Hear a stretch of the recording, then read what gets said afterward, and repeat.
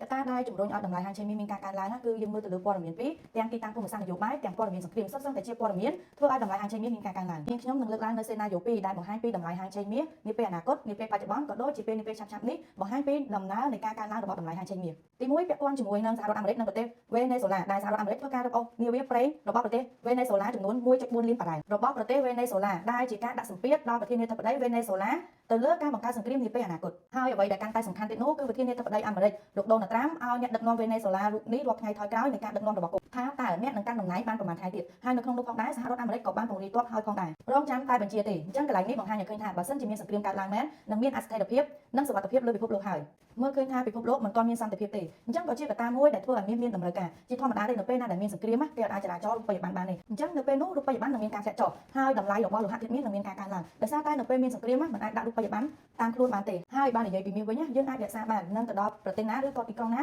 ក៏អាចលក់ចាយបានដែរហើយសម្រាប់ថ្ងៃនេះវិញខ្ញុំមើលឃើញថាបើសិនជាតម្លៃហាងឆេងមាសមានការធ្លាក់ចុះដល់តម្លៃ4240ឬក៏